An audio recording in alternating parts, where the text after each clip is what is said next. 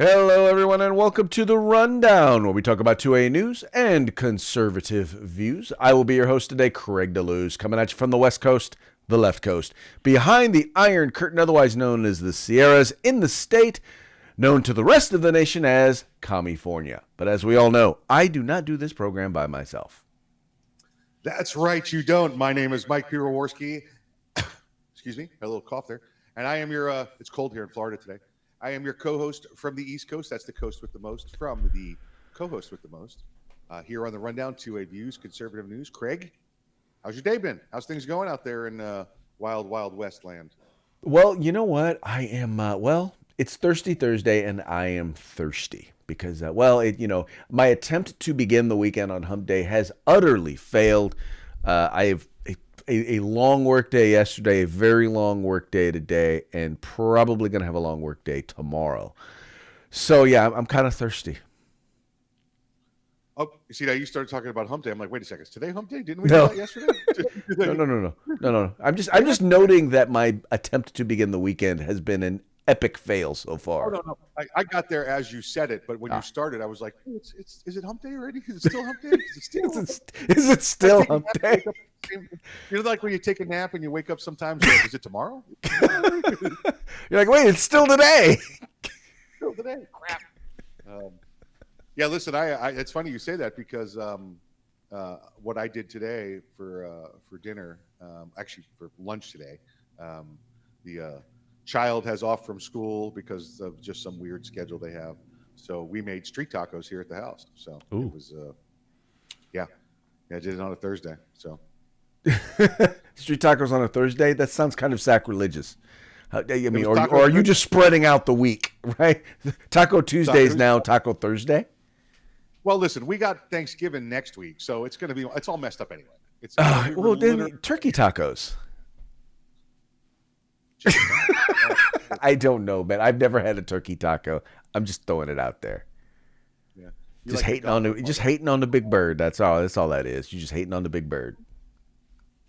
That's it. The big, freakish, California-looking turkey bird, whatever it is. That's Newsom.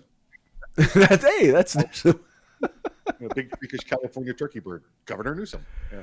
You know, the odd thing out here in California is there are an odd number of wild turkeys in like suburban, even urban areas. You'll just be like, I was on the bike path just yesterday running, and I'm running and I see a group of wild turkeys on the bike path, and I'm like, does this happen? I mean, do you not know it's Thanksgiving? You need to get out of here. Listen, if true, that's amazing fact. But I think I'd want to show you some lineups of birds to make sure you know what a turkey looks like. I think you're looking at vultures or something. I think it's some California sewer rat that's just walking around like a turkey or something. I have in fact on this very same bike trail seen a vulture. In fact, I was running. I saw one from a distance. It was pretty big, and I thought it was a turkey until it flew. Then I was like, that's a vulture. Is this down on Peyote Trail? Is this where you're riding your bike? Nope, not on Peyote Trail. Not at all. Okay, just checking. Or as the great El Rushbo used to say, for those of you in Rio Linda. Yeah, that's it. Yeah. By the way, you may not know this, but so Rio Linda, if you ever listen to Rush Limbaugh, whenever he used to say, for those of you in Rio Linda is it's not a town because it's not actually a town, but it's a community just outside of the city proper of Sacramento. And how do I want to put this? It's very Murica-ish, shall we say? Right. I'll just leave it at that. They. Oh, okay, gotcha. Lots of trailers. Tends to be flooding in that area. In fact, all the water that generally would run off from the city of Sacramento used to kind of get pushed over into Rio Linda. Well, that's why they're in trailers, Craig, because they want that 4 foot of water to go underneath them. There you go. Exactly. See, they're thinking. I'm not stupid. I'm smart. That's what my mama said. Mama said I'm smart. All right, enough of the enough of the rambling. How about we give a shout out to our sponsors before we begin the program? We shall. Let's start off with our good friends over at, and I got this comment yesterday. Mike, they're all your good friends. Well, everybody's my good friend. I mean, you listen, that's just the way it goes. Let's start off with our good friends and I'm going to, folks, if you don't know, I've been mixing them up because Craig's got the front sheets where he shows the pictures, and I don't tell him what order I'm going to do them in, just to see how quick he can respond. So let's go with our good friends at the California Republican Assembly. California Republican Assembly, fighting the good fight there in California, giving you all the things you need to know about your Republican candidates. Please reach out and help them. You see what a good job they did. Listen, what are we, 30, 37, 47 days now after the election, and California still can't count all those Republican votes. So let's talk about our good friends at Hitman Industries. That's hitmanindustries.net, hitmanindustries.net. If you got yourself an AR in the last 5 years, odds are you probably got one of their barrels and don't even know it. Now you can get a new one direct from them for your next build, or, if you want to rebarrel the rifle you currently have. That's hitmanindustries.net. Let's say hello to our good friend Scott. Scott's a veteran-owned and operated company as well, out there at uscombatgear.com. That's uscombatgear.com. Get all your tactical gear and web gear needs. And of course, the newest kid on the block with us, Hog Holsters, HAWG Holsters, Hog Holsters. That's helping Americans wear guns. Hog Holsters. Make sure you sign on there. Take a look at the gear they got. John makes the best holsters he's got. That's all I have now. I even got rid of the formed leather with the plastic inserts. All gone. It's nothing but the finest holsters from Hog Holster for me now. And use the code The Rundown. That's The Rundown, all caps, no spaces, and you get yourself a nice little discount. Go get you some today. Yes, folks. Look, these are the folks who bring us to you. They help us to be able to be on the air every day, to be able to come to you. Do us a favor. Go to them. Check them out. The links to their websites are in the description to this program. So you don't even have to type it in. You don't even have to memorize it. All you got to do is click on a link. And when you go there, see what they got for you. I promise you, we would not recommend that you check them out if we did not believe that you would like what you would see. So go there, kick them down some cash, and make sure you tell them that it was the guys over at The Rundown that sent you. It's the way to do it. Listen, I've got my AR on a U.S. Combat Gear sling with my gun, my sidearm tucked in my Hog holster while I look at the California Republican Assembly's website. Yeah, so he can make fun of what the left is trying to do to us here in California. Yeah, I do it like this too. I go, "Did you look at that AR?" Because they can't go to New York State. Yeah. Good times, good times. All right, so let's go ahead and let's get into today's news.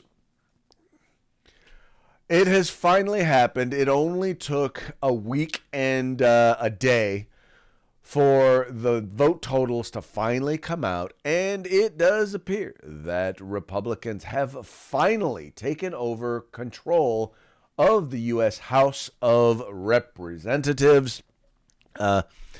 Now, there are still a number of seats that are still out there, but all of them tend to be left-leaning.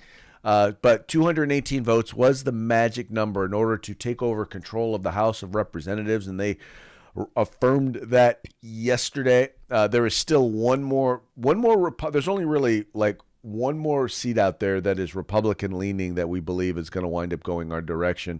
The others are still kind of going back and forth and are still kind of in play. But in essence, I think there are still another 7 seats that still need to be decided.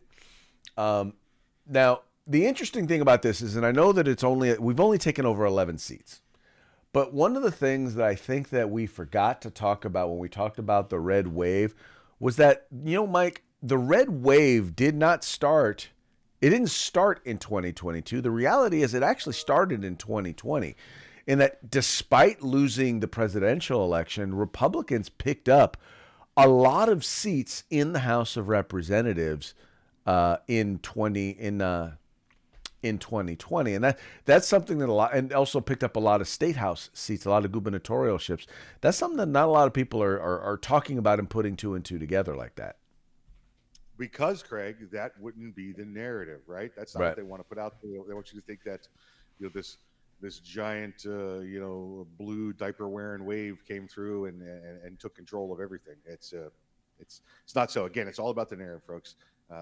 Control the media, control the message, control the message, control the masses. They've got everybody thinking the way they want to right now. Yeah, it's funny because and I kind of get it, but Democrats are proclaiming victory even though they lost 11 seats in the House, even though they are likely not going to gain any seats. They're probably going to wind up staying pat in the Senate. The fact is that they've lost control of one of the houses. So now all of the stuff that they tried to do or that they did to us in the last 2 years, they're not going to be able to do as long as Republicans stick together. Yeah, and again, listen, it's the lies they put out, right? It's how they interpret it and how they put it out. If the media found out the sun was going to supernova tomorrow, Craig, the headlines would say warm weather tomorrow followed by cooler weather for a lot longer. I hear you. Yeah, but my thing is that Republicans got to stick together. That's my takeaway from that is, for example, right now we just saw yesterday in the Senate, 12 Republicans voted to end the filibuster so that the national vote on same-sex marriage could take place. And I'm like, okay, think about this. If there were a vote to define marriage as between a man and a woman, and Democrats were needed in order to close out, in order to be able to end the filibuster, how many Democrat senators do you believe would have voted to end debate so that a vote could actually take place? That would be zero. That would be zero. And yet we had 12 Republicans who decided to do that. See, the thing is it, to a certain degree, I get it. The role of the filibuster is to actually bring about robust debate. And in this, we know that there was no robust debate on this particular initiative. They're saying, well, it's not really for an up or down vote. It's about the debate. Well, they didn't have any robust debate. They didn't have any discussions. They didn't have subcommittee hearings where you could talk about what the impact is or talk about how you could massage the legislation in order to allow states the rights to define these things themselves as the Constitution says they're supposed to be able to do. None of that was done. And so because there was not that robust debate, the debate should not be ended. But once again, we had 12 Republicans the Republicans did not stick together. Folks, it's not going to do us any good to have a majority, especially a 1-seat majority in the House, if we're not going to stick together. And listen, that's pretty much what Senator Rick Scott outlined yesterday with his letter to become, the Senate leadership for the Republican Party. So that was exactly it. Sticking together, get the agenda, get the plan, have a plan. Let's just not all go willy-nilly and do whatever the heck we want. And, let's organize ourselves. Let's act as one body, right? Or one force. Obviously, there's always going to be a little bit different here and there, and nobody wants a robot. But let's at least put down on paper what our agenda is, and that's what he was talking about: the teamwork and the initiative to do that. Well, and I'm hoping that's what they do, because obviously, Mitch McConnell actually won re-election as the Republican leader there in the Senate. I'm hoping that the words put forth by Senator Rick Scott are taken to heart, and that there is an actual agenda, that they are actually taking the time to work together and stand united, because the majority, it is appearing, their minority status in the Senate and our majority status in the House are so slim that we cannot really afford to be dilly-dallying, to not be working together. Just saying. Yeah. Yep. Agreed. Talking about having a plan. Now, however you feel about President Donald Trump, you have to know he knows his audience, and he has a plan. And his plan is to basically start to address and undo some of the BS that has been put out there by the left, or been put out there by the current president. And one example of this, and this is, oh God, my God, this is such low-hanging fruit. I'm surprised that you haven't heard anybody talk about this, talk about doing this, right? And it's real simple. Trump, from the very beginning, has vowed to re-enlist and provide back pay to those troops who were fired over the COVID-19 vaccine. So, in other words, if you were fired, if you were let go, if you were released, number one, if you want to come back, we're going to let you come back into the military. Same rank, same position. And then on top of that, we're going to give you back pay for the time that you were not here in the military. And the thing, Mike, is that I think that this is well, it's a little bit of genius, is what it is, and I'm hoping that well, it's a good sign that his candidacy is starting off in the right direction. Do you have that? There's a little video clip there, like 15, 20 seconds of him there. I don't know if you had that or could bring that up. Craig, let me just outline what this means for the folks. First off, the military is sorely behind in their recruiting goals. Can't get anybody to stay in or enlist. Every branch is way down on their recruiting goals, on their retention goals as well. The first round of cuts to toss military members out was with active duty last year, June of last year. All right, so you're talking June of 21, right? You're talking if Donald Trump wins the re-election, he comes into office in January of 25, right? You figure take a look, maybe 2 months, 3 months to get some paperwork done, maybe 6 months. You're talking about people that may have been out of the military for almost 4 years when this comes around. I wish I had that crystal ball, right? Because if I was in the military right now, still on active duty, I'd say, ain't taking the shot, but I'll be at the house waiting for you to write me a check in 4 years when I come back. You're talking about a significant chunk of money to the individual. Obviously, the government just prints more money off the trees, right? But this could be a boon for military members now that are sitting on the fence. Who do I vote for? I've always traditionally voted for the left. Now, the military's always been a much higher percentage rate that votes for, the conservatives or the Republican Party, but this is just going to jack those numbers up even more. Oh, most definitely. And I was able to pull down the clip, so let's check it out real quick. We will abolish every Biden COVID mandate and rehire every patriot who was fired from our military with an apology and full back pay. Yeah, there he is. There's the man. Just, and listen, in reality, that might get him, that many votes, compared to the rest of the nation. But you know what that does? That spreads the word that, man, this guy does care about, the public servants and the military and everything, unlike what they're going through right now. Well, what it is rather than complaining about what the Biden administration did, he's actually doing something about it. Yeah. And that's what a lot of other folks are going to say. Well, I'm going to do this. No, he's actually talking about, look, this is something that's real simple. It is low hanging fruit and well within the authority of the president to be able to do that. Yep. Here's my plan to fix it on day one. Boom. What do you got? What do you got for me? Come at me, bro. Come at me, bro. All right. So anyway, you guys keep an eye on that. Obviously, President Trump is not playing around, and he's going to have a little bit before he's going to decide. And it's interesting that Ron DeSantis has went out of his way the other day, yesterday in particular, to put a damper on any people trying to stoke a fire in terms of a fight between him and President Trump. I thought that was very, very wise of him. Rather than stoking the flame, he decided to put a nice ice cold bucket of water on that and say, nope, sorry, ain't gonna be no infighting.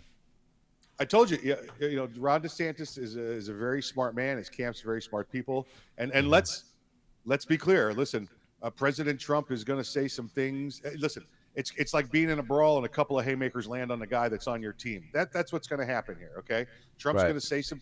People are going to misconstrue it. They're going to try and say he took a shot at you, and he's going to go, no, he was just swinging, and I happened to be in the wrong spot at the right time. Right. Well, all I know is I will just say this. Trump's only got so many of those haymakers to throw around before Ron DeSantis is going to be like, dude, what the heck? Well, and then I think at that point Yeah. that actually pushes it to the sit down. Again, Right. smart man, smart team. They're not going to make it public. Ron DeSantis is smart enough to know that if he goes after Trump, then that hurts the party. Right. Well, But I just everybody wish expected from President Trump was smart you know? enough to know that if he doesn't do that, he's in the bird dog seat. Well, but again, we expect it from Trump. Now we don't expect Yeah. him to go out and be mean and rude and take DeSantis down on a personal basis, Right. But we know he says things like, "Oh, well, Marco Rubio, he's got little hands," or whatever it was. Right. Little Marco. He was just being him, being I guess you got to live in New York City to know this kind of humor. What's with this guy? Who brought this guy? What's wrong with his nose? That's the kind Right. of thing. That's how you talk to your friends there. Well, and I think that I'm good with that. I'm good with that. Yeah. All right, moving right along. Another Soros DA has been let go. That's right. When I say let go, I mean removed from office in Pennsylvania. The Pennsylvania legislature has actually. Why are you shaking your head, Mike? I see you shaking your head. They impeached him, Craig. The House has impeached him. It still has to go before the state Senate there. I stand corrected. Nonetheless, he has been voted to be impeached there in the state of Pennsylvania. Folks, now once again, Pennsylvania. These are the guys who signed these are the people, voters who are just elected Fetterman to be their senator, right? So you can't say that this is some right-wing cabal. This is actually the result of an individual who, quite frankly, like so many of the Soros-funded district attorneys, has simply decided that they are not going to do their job. They are not going to do their job when it comes to enforcing the laws, either federal or the laws there of the state of Pennsylvania. And what are they saying the chances are that he is actually going to fully be voted out by the Senate? Well, I'll give you the numbers and let you figure it out. This is Larry Krasner, and again, he's Soros appointed. Craig just showed you all the statistics. Crime rate gone through the roof, murders, homicides, all that. The rapes, the gun crimes, whatever it happens to be, violent crimes involving guns. Impeached by the state House of Representatives there in Pennsylvania. Now it must go to the Senate. The Senate must have a 2/3 majority vote to find that they find him guilty and they impeach him, or excuse me, they convict him of the crimes, high crimes and misdemeanor, whatever they're accusing him of. And Craig, the Republicans are 6 seats short of the 2/3 supermajority. So they're going to have to find 6 seats amongst their Democrat peers if they want to make this happen. It's interesting because what they're saying is, now I'm reading through the article again. What they're saying is, well, he hasn't really done anything that is impeachable. Well, I'm sorry. When you decide that you are not going to do the job that you were elected to do, when you refuse to enforce the laws then you basically, that's a dereliction of duty. How is that not an impeachable offense? When you say, I'm just going to let criminals run the streets, and your job is law enforcement, how is that not an impeachable offense? My only wish is that this had happened earlier, because if it had happened earlier, then they could have pointed out all the crime and then just point out, look, this is what Democrats are going to do. This is what a Fetterman wants to do. These Democrats in the state of Pennsylvania are a microcosm of an example of exactly what John Fetterman will be doing at the federal level in the Senate, except they can actually speak English. Yeah, listen, again, you're right. It's a giant malfeasance of office. They can remove him from it. This is their state's procedure. It does happen with district attorneys. We've seen that. We've seen that in California, right? In Florida, Governor DeSantis did with the district attorney down in Tampa, because that's how it's written into our state laws and Constitution. The governor here has the authority to remove people from office if they break the law. And the governor said he violated his oath. He's perjured himself, written in a couple of times that he said he wasn't going to be enforcing the law. So took him out. So hopefully they find those right votes there those right votes there in Pennsylvania, and they can keep this guy out of there. Right. Well, yeah. Hopefully, we're rooting for you out there in Pennsylvania. Hopefully, the folks, hopefully there are some Democrat members of the legislature. Because here's the thing, folks, the crime is highest in the areas represented by those Democrat legislators. I guarantee you that is in fact the case. You go in some of those urban areas, I guarantee you that's exactly in Pittsburgh and in Philadelphia. That's where you'll find the highest crime rates, the most. And by the way, that's also where you will find the majority of the. I won't say the majority. You'll find a disproportionate number of these criminals who are being let back out on the streets.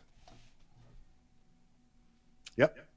Yes, sir. Yes, sir. And that's we see that in every city, right? All this criminal justice reform, which is going to make people instantaneously be better, not working out for them. It is not. It is definitely not working out.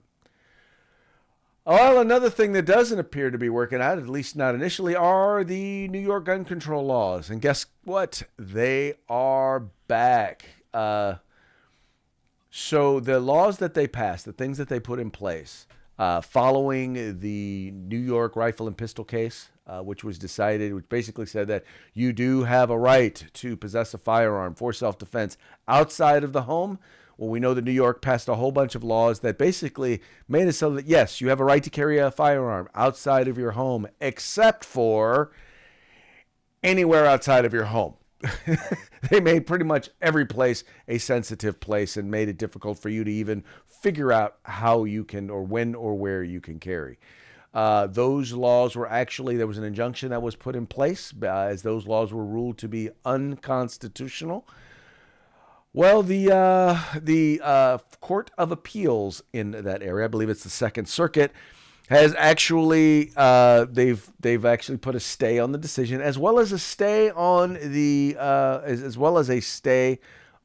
the injunction. So there's no more injunction. So now most of the Bruin laws are back in effect, meaning in many cases, a lot of the sensitive places laws or what's the word, provisions of this law have been put back in place there in New York, while the case is being debated at the appellate level. Yes, they've left standing the case previous to that with the couple of churches out west where the religious heads there, the priests, the rabbis, petitioned and got that right back. So that's the only thing. When Craig says most of the laws back in place, well, that part was under a different ruling, so it was not attached to this ruling. Craig, I don't know about you, but this is a good thing. It may suck to be the people in New York right now if you're trying to figure out what's going on with your gun rights, but guess what the next level above the Second Appeal Circuit is, if you want to, if you don't like the decision from those judges in that panel, guess where you go from there? Well, it would be the Supreme Court, and that's going to be the next level. This is eventually going to make it to. Well, let me clarify. It all depends because as what happens in the Ninth Circuit, if the Second Circuit, if the appeals court judge, usually it's a small panel. It's usually a 3-judge panel. If they rule on behalf of the gun grabbers, then there will be no en banc. En banc is where you bring together the entire circuit and they hear the case, right? And usually we never get en banc when we lose. I'm also almost hoping that at the circuit level we lose so that we can skip en banc and go straight to the Supreme Court.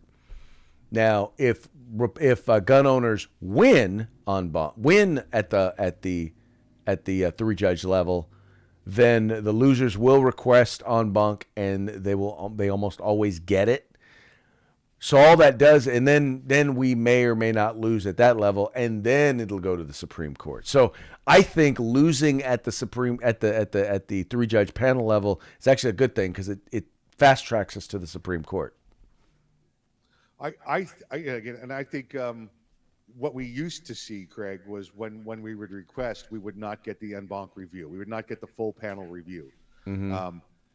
However, if you'll notice with a lot of federal judges, now that Bruin's out, they're pulling the whole no-brainer. Like, well, hey, listen, the Supreme Court gave me a manual here on what to do. So it's no longer them having to interpret, no longer them having to fight, mm-hmm. no longer them having to go back and forth with one side or the other. Now they get to sit back and go, This is cut and dry. Here's what Bruin says. Let's do it. I see a lot more federal judges acting now. Remember, it was always the Democrat judge from Hawaii, right? Well, every week it's another federal judge did this, another federal judge did this, and they said because of the guidelines set down in Bruin, this was a no-brainer decision. I think that happens if we ask for en banc. I am hoping that is in fact the case. One thing I want to say that's it's kind of interesting, and I noticed that some people call it Bruin. I don't call it Bruin because as a general rule, when you are citing a case, you cite the winner, not the loser. And Bruin was the loser in this case. Right. But I noticed that everybody calls it Bruin. Yeah, well, because here's the other option: New York State Rifle Pistol Case Association. You know, I just call it New York Rifle and Pistol. New York. Yeah, but that's not correct. It's the New York State Rifle and Pistol Association, right? Or NISPRA. You know? Well, but it's like calling it like no one like Roe v. Wade. It's like no one goes through the entire calling it. Was it Jane Roe? I don't know. Well, yeah, but Roe v. Wade is 3 syllables. You know, the New York State Rifle and Pistol Association is 10 syllables. Yeah, you know? yeah, but we shorten it. I'm shortening it. I don't know. Once again, I find it funny that we call it Bruin. And in New York, Bruin's 1 syllable, by the way. Bruin. Bruin. Just so you know, those of you in New York, you hear him taking those cultural shots at you. Bigot. He's like, that's where I'm from. Those are my people. All right. Well, now that we are past the bottom of the hour, it's time for us to get into our parting shots. We got some good ones for you. The first one, let's just say this is to our good friend Nancy Pelosi. I'm so glad to see you no longer as the Speaker of the House. As Donald Trump would have to say, you're fired. Hey, Nancy, you're fired. You're fired. Yeah, so for those of you who are just listening to the program, it's basically Uncle Sam. You know, that whole I want you poster where he's pointing at the thing. It says, hey, Nancy, you're fired. Mike had a good suggestion. He said, I wish I had taken the time to try and find the one with Donald Trump as the doing The Apprentice saying, you're fired. So speaking of the House, Craig, the crack intern staff has informed me with the 7 races left that Republicans are clearly in the lead in 4 of them. So if they steal 1 or 2 more of those, we got a chance to go 50-50 with them. Yeah. Well, you know what? And I'm going to tell you something. That means that in order to do that, we will have had to take at least 3 more seats from Democrats. And some of those are going to be in California. Now, I will say this. We were looking at some of the numbers last night with some of the folks, and unfortunately, the way in which California legislative districts were drawn, it's weird. We gained seats in Congress and in House, but we lost seats. Now, mind you, we're in the super minority in both the House, in both the lower house and the upper house in California, but we lost seats in both. Go figure. But we gained seats in Congress in California. But you held on to your 2 Senate seats, so that's good. No, but that's okay. Thank you, America. America, this is for you. I guess we figured California's done for. We'll help America by sending more Republicans from California. Which, by the way, a California Republican, there's a good chance they're like a Florida Democrat. Not all the time, but some of them.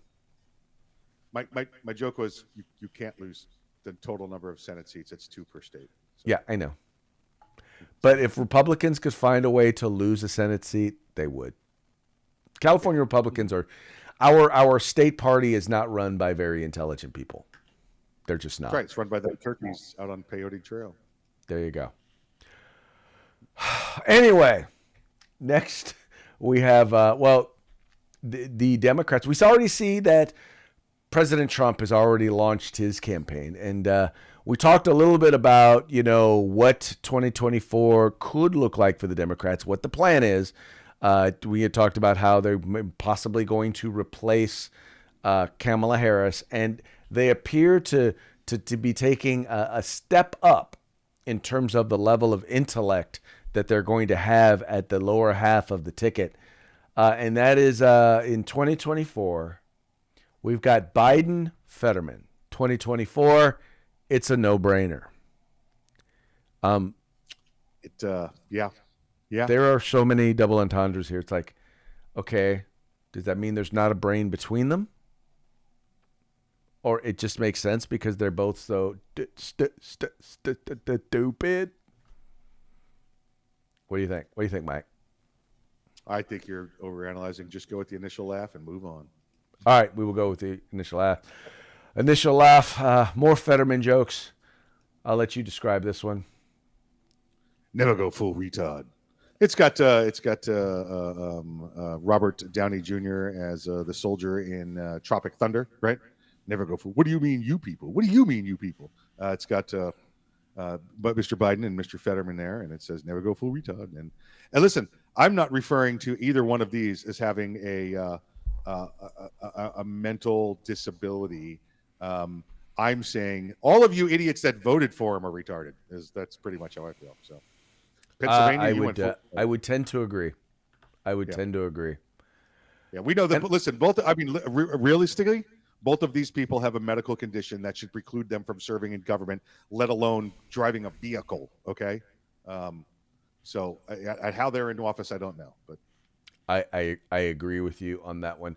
And then we'll go with one more. This is I guess it's supposed to be Calvin and Hobbes, I love Calvin and Hobbes. It says not Calvin. I'm sorry, it says not Calvin. And it's got not Calvin. Once again, because this is not Calvin. It's got not Calvin and his mom walking down the street. And his mother asks him, well, your haircut is a big improvement. And then he says to his mother, you like what it says on the back of my head? What? What says? Didn't the barber shave FJB back there? Good heavens, no. So then the little boy goes back to the barber. Okay, Charlie, give me back that tip. Yep.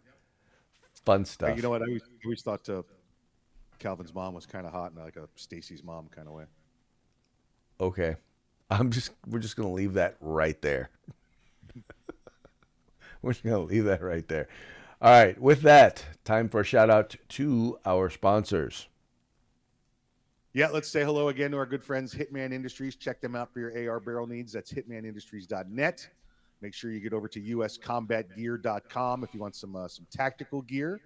For great holsters, go to Hawg Holsters, HAWG holsters.com. Don't forget your discount code, The Rundown, all one word, all caps, no spaces, and then say hello to the California Republican Assembly. Make sure you get on board early with them. Look at the difference they're making out in California right now. That's right, folks. Please take a moment, visit our sponsors, let them know that the guys over at The Rundown sent you. And with that, we're going to call it a day. We appreciate you tuning in. We appreciate you liking and sharing the program and encouraging your friends to do the same. We will be back tomorrow on Feedback Friday. Looking forward to going into the weekend with a bang. I'll let you later. Pew, pew, pew.